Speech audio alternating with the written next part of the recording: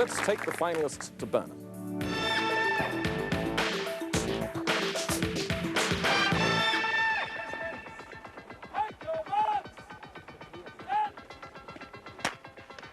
For the last time this year, Trevor heeds the command of Sergeant Dave Prosser, and points leader Douglas Fairgrave gets his start.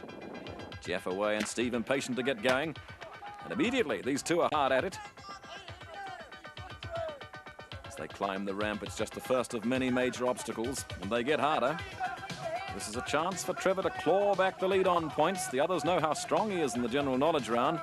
They want to beat him here. Net seems loose, because of that more difficult. Steve and Jeff right behind. Steve Hind is very fast on the course, the fastest this year. It's the style that makes him so fast. Under the wire. In the far lane, Douglas, who's improved each time he's been here, giving nothing away. Back on his feet again, and Steve making ground on Trevor. 2 hurdles and then the tester. A good swing will gain him seconds. Oh no, that's a swing that'll cost Steve seconds. And oh, it's tragedy for Douglas Fairgrave. He's twisted his foot. But he's got spirit. A good swing here will help him limp ahead of Jeff. Trevor holding on in front. 3 steps, yells the instructor. Steve is right behind. Slippery here on a bitter day. Thinking on the run which foot goes where. These 2 men shine here. They ran across the bars in the semis as if there was solid earth beneath them. They do it again. Incredibly competitive and always in great spirit. More circumspect approach at halfway. Jeff and Douglas falling back a little.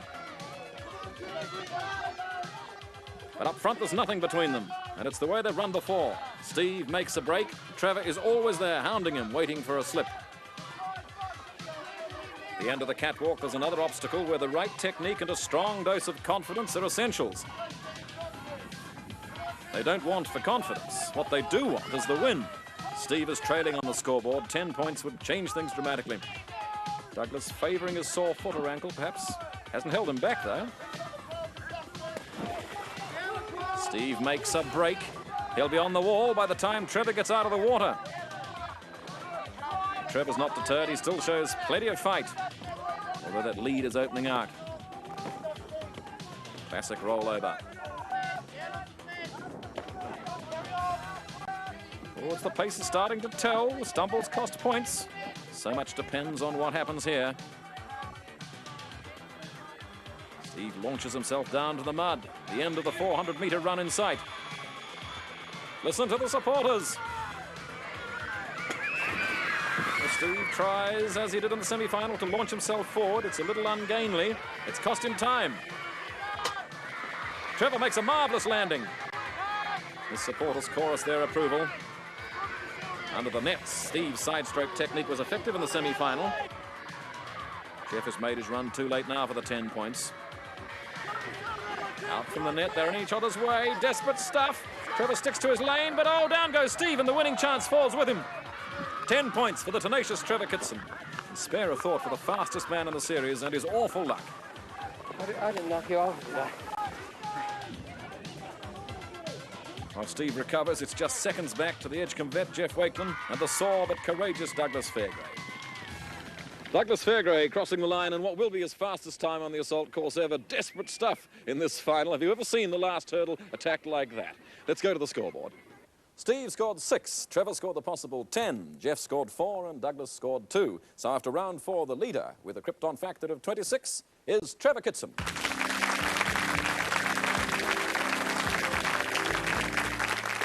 The moment the last round, it's bound to be exciting.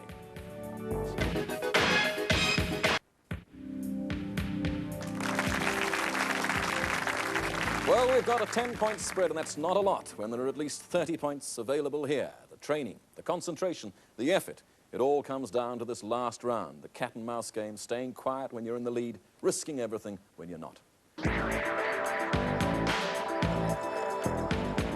1.5 minutes of quick-fire general knowledge questions to be answered on the buzzer. 2 points for a correct answer, 2 points off for an incorrect answer, contestants, and 2 points off if you push the buzzer and can't answer. We'll start the clock in the final now. How many children are there in a set of quadruplets? Trevor. 4. Correct. What is known as the fourth estate? Trevor. The press. Correct. Who is the main character in The Sign of Four and The Hound of the Baskervilles?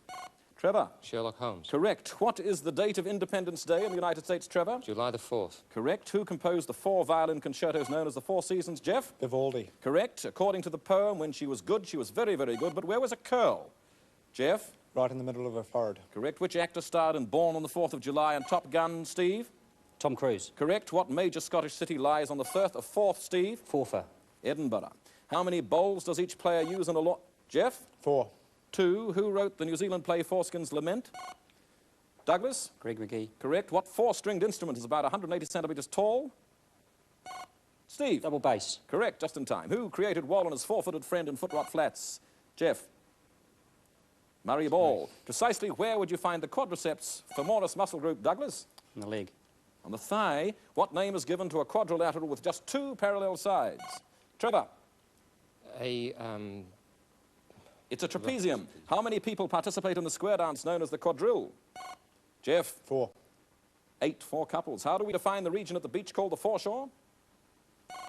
Steve? High tide mark. Between high and low tides. In the 1990 Commonwealth Games, who won the 100-kilometre cycling 4-man team time trial? Douglas? New Zealand. Correct. What's the name of the international netball series held every 4 years since 1960? Jeff? Minor series. The World Championship. We have a winner.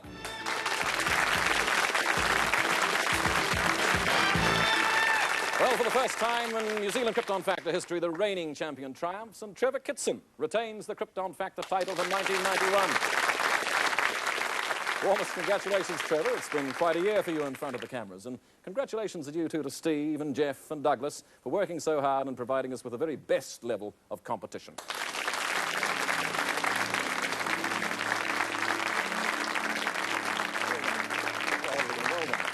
The studios obviously agree with you.